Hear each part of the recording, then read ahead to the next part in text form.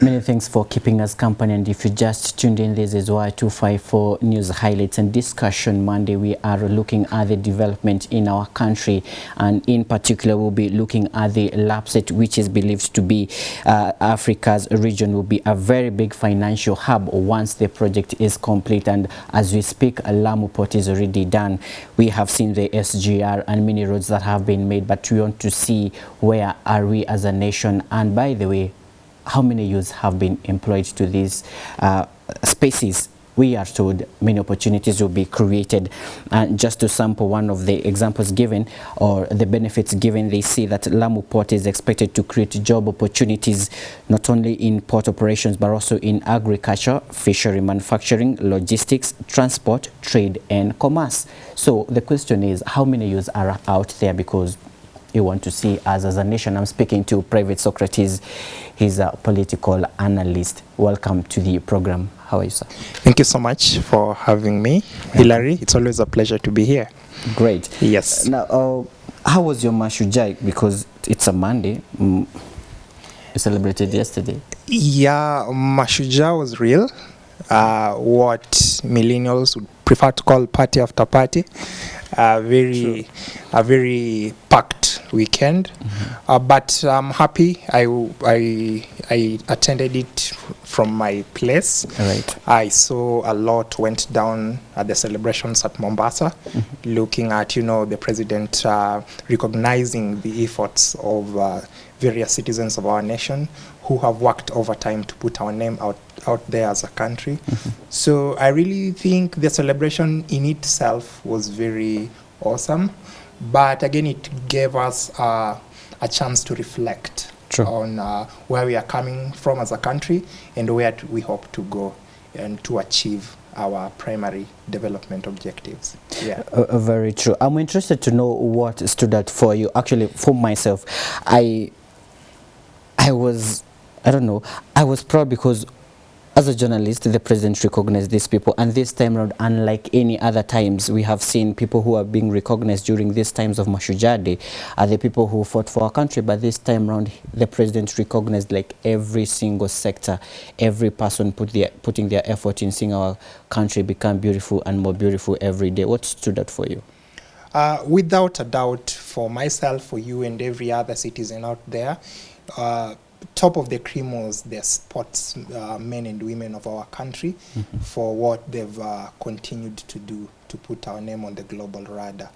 But again, trickling down, our servicemen and women have also done a commendable job. Sure. The police force working day and night to really put discipline out there. It really stood out well, especially when you saw, the display, the National Police Service display was on point.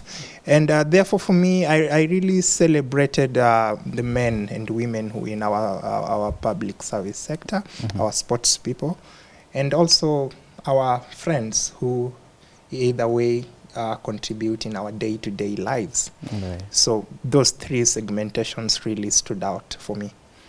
All right, great. Now let's get to business. We are talking about the LAPSSET, and we'll look at the Lamu Port, which is now complete. The berth is complete and is ready for function. And the president just launched it the other day, where we are looking at the opportunities that have been mentioned. It is believed that it is one of the biggest.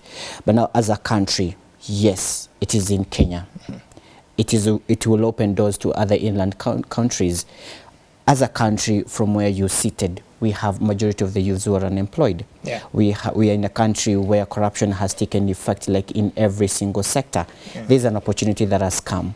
Where do you think we will be, or what will we be seeing like 2 years down the line? Well, thank you so much for the question.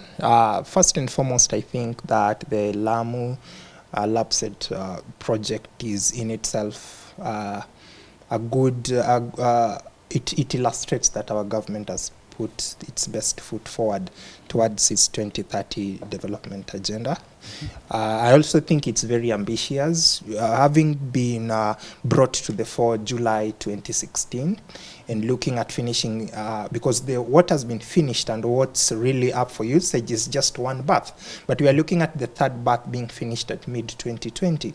I think that it presents an opportunity to the unemployed Kenyan youth force.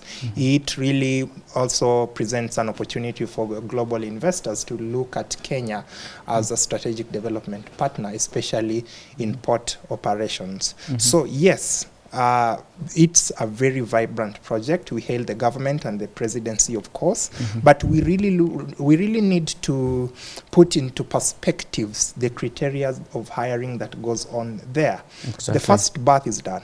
We commend. We are looking forward to opening trade avenues with, Somalia and of course Ethiopia, because it's a LAPSSET, corridor. True. But we are looking at very sickening statistics of only 60% of workers there being of the Kenyan descent, and then the rest 40% being of other descent, Chinese descent, Japanese descent. And putting the CEO of that particular project to task, he had the audacity to tell Kenyans that,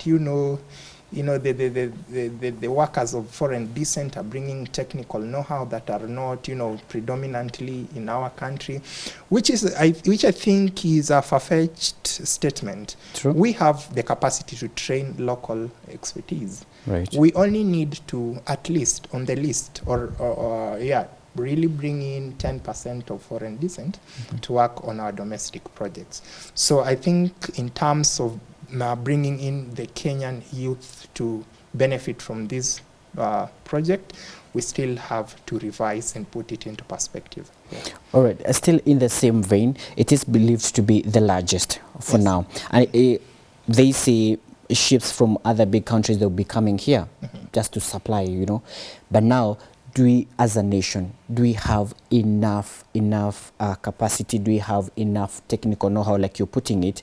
Because we have the newly opened maritime school. So how many youths have been enrolled there? How many people are there? How will they be now consumed back to the markets to ensure that these jobs don't go to people out there? Yeah. What strategies should the government be looking into to ensure that the people that have undergone the training, they will not get wasted like other varsity students who get wasted after going through their courses and their employments? So what strategies do you think should be put in place to ensure that these people do not go to waste? Well, thank you for the question, Hilary. We have capacity. We have domestic capacity that can see this thing from boom to line. We have capacity.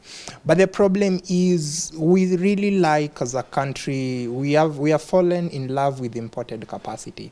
That's why we run around other global nations looking for professionals, thinking that they're going to do it better than those of us who are at home. That's why we see instances of brainwash, Kenyan professionals saying, I'm no longer comfortable working here, I want to go seek greener pastures abroad.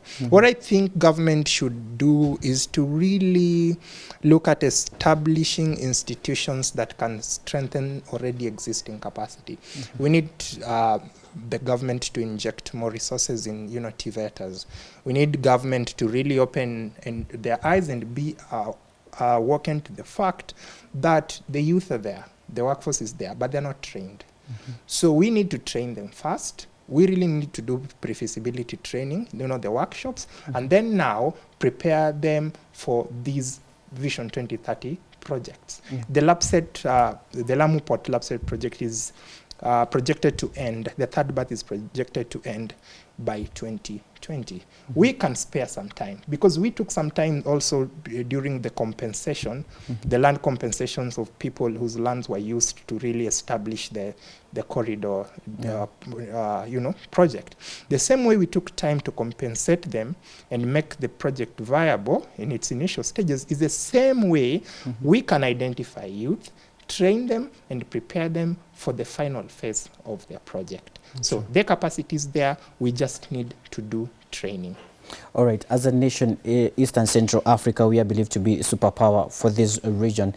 But as a country, we have been at a point.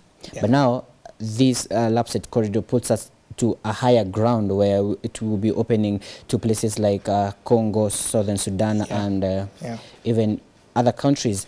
But now, as a nation, do you think we will stand the pressure from other nations in terms of economy, in terms of everything that will be to ensure that what we have brought in our country will see us deliver, and more so issues of security?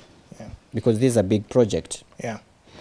Well, it goes back to the basics. We really have a nice ideas as a country. We really have ambitious programs that can see us really deliver our citizenry into a golden future time. But the problems that keep us lagged behind revolve around misuse of public money, instances of corruption, and mismanagement of funds that are set to really boost our economy. And therefore, we answering your question, we really need to rethink how disciplined we are with our finances, especially finances that are meant for these particular projects. Because if we can be disciplined with them, we are going to achieve some of these programs within a shorter time, and therefore it's going to boost our economy in comparison with our neighbors regionally and even continentally. Without a fact, we are at an adorable place in terms of economy and vibrancy and whatnot. But our neighbors also know that we have a historical problem of corruption. And instances of insecurity. It goes back to leadership, it goes back to policy, and it goes back to the discipline and the authoritativeness of institutions such as National Police Service, the Anti-Corruption Commission, EACC, and even the presidency. Sure. Once we really set a trailblazer in the discipline of our finances, we are going to cap any insecurity that is going to find its way into our projects as a country. All right. I would like us to listen into what the president was saying when he launched the Lamu port. We'll be listening to that in a bit, but for now, I want you to tell me, as a youth seated here, already the port is ongoing. Do you have an idea of how many people have been enrolled already? Will we have a case that we had with the SGR? Where are we looking? You will be responding to that, then we will listen into what the president was saying about the Lamu port. Okay. Yeah, I think the program has taken in a good number of youth, especially those within the coastal region. We have a good number of them. Actually cutting across all profession. We have doctors there taking care of the people on ground operations. We have caretakers of the port and whatnot. But when we look at the balance between foreign and domestic staff, there's an imbalance. So from where I sit as a youth, I think we are doing good, but we can do better. True. Yes. Oh, all right. Now let's listen into what the president was saying about the Lamu Port project. Kutoka wakati nilikuwa hapa mwaka uliopita mpaka leo, kweli mumechapa kazi. Mumechapa kazi. Na kulingana na vile tunaambiwa, hivi karibuni mwezi ujao tutakuwa hapa tukifungua kirasmi hii baadhi ya kwanza ambaye naambiwa mtakuwa mmemaliza, na tutaifungua tukiona meli ikija hapa ikishukisha mizigo. Na kushukisha mizigo ndio mwanzo wa kazi, sio kwenu peke yenu, lakini kwa wenzenu wa Lamu na kwa Kenya. So there's the president appreciating the people around that place for doing a great job. But now, here's the question. We have the Lamu port. It has come. We had the issues with the SGR, whereby I don't know whether that issue has been solved completely. Transportation of this cargo through SGR. Now we have the port. Things will move to the SGR, but we have people complaining about the roads because this is still unemployment. people have lost jobs because another opportunity has come. How do we now harmonize all these projects to benefit every single person in whatever area they are in? Okay, thank you so much for the question. From where I sit, I have an issue with SGR in terms of what I prefer to call financial frugality, whereby in the past year, that is the past financial year 2017-2018, SGR made a loss. Because we are looking at it pumped in, from freight, it pumped in 7 billion by the end of that financial year. But from, passenger, it pumped in 2 billion. But government report indicates that at the end of that particular financial year, the monies that had been used to maintain that particular, infrastructural system was standing at 12.3 billion shillings, meaning that there was around 1.3 to 2.1 billion shillings of loss. This is because by the time we were setting up this particular piece of infrastructure, we didn't look at, we didn't really have an intense public participation. Cargo, what I prefer to call freight, was back then being transported by, the individual lorry owners and, the road transport. But when this particular piece of infrastructure came, we saw people losing jobs. We saw certain, freight companies, road freight companies closing shop. And therefore, the larger coastal area weren't really proud of this particular thing. And therefore, amalgamating the LAPSSET, the Lamu Port LAPSSET system and SGR, we are looking at conflicts of interest. And therefore, government must move with speed and seal loopholes at SGR. We already have the 2B, the 2A phase of SGR commenced just the other day. We are looking at Ngong, Suswa, Naivasha. But analysts are saying that government should hold on a bit on this and do proper amalgamation of the two infrastructures at the port. See to it that the residents there are really comfortable with it. There are no gross loss at the end of every financial year. Then we can now proceed with the other phases that get into the inland parts of the country. Otherwise, let's just not do things because we want to leave legacies and we want to really look good at face value. Yeah. Now, we really pressed out of time. Deputy President yesterday during the Mashujaa Day highlighted how the government has proceeded, how the government has made milestone in ensuring that country has moved forward in terms of development, manufacturing. Everything has been put in place. We are looking at the SGR, the third phase from now, and Naivasha to Kisumu. We're looking into that, but everything always in this country gets politicized. I want us to conclude with that. What is your view in terms of the phases remaining, and what should we be doing as a nation to ensure that politics do not get into projects that have been brought to face to help the Kenyans? Well, I think it goes back to policy. It goes back to our governing institutions, because from where I sit as a country, we are really trying our best to really improve our economy. Every other person is trying, though times are difficult, but people are trying. But what's coming out clearly from our politicians is that they are so wordy. They like politicizing things, they like poking holes, seeking half-truths, and it doesn't help. We really need to train ourselves, especially our politicians need to train themselves to embrace the projects that are on their hands fully, be less with their wordings, and really look at delivering at sunset. Because sunrise will come and elections will come, and Kenyans will seek to really bring on board people who are not too wordy. So it trickles down to institutions that are set to man the public conduct of politicians. It goes back to you, media, to really put out content that brings on board the spirit of true statesmanship. And at the end of the day, if our politicians can be alive to the fact that it's development first, this whole thing can be put behind us and Kenya can go a step in the right direction. Yeah, I'm just hoping if my director could play a little bit of what the Deputy President was saying yesterday for the sake of reference and ensuring that indeed this is what we said. If we could have that clip. Because you have led the great transformation of our nation. Juzi, umekuwa hapa Pwani. Umezindua barabara. Umezindua Dongo Kundu. Ulifungua juzi reli kutoka Nairobi kuelekea Naivasha.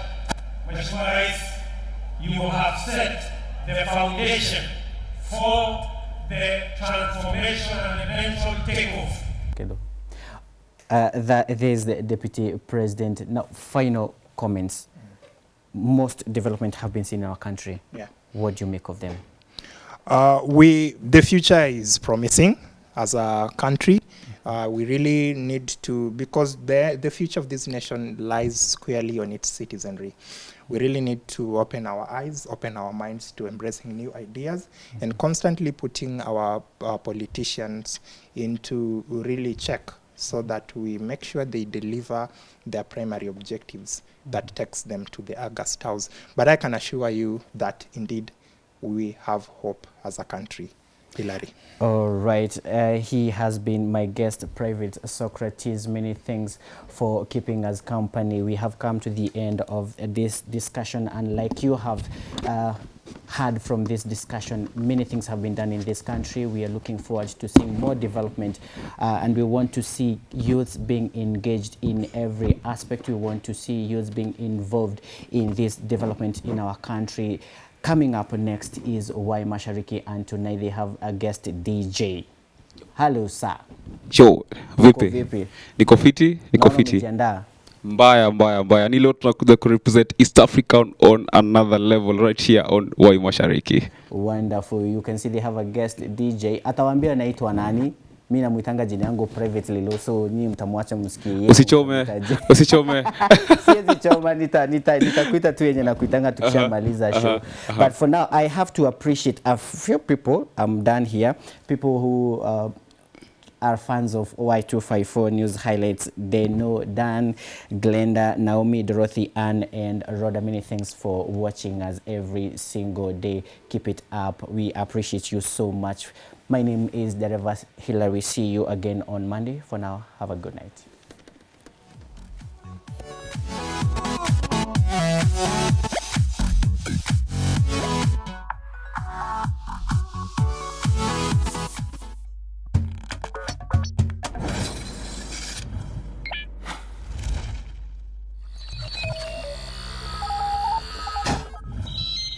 Y254. Imagine.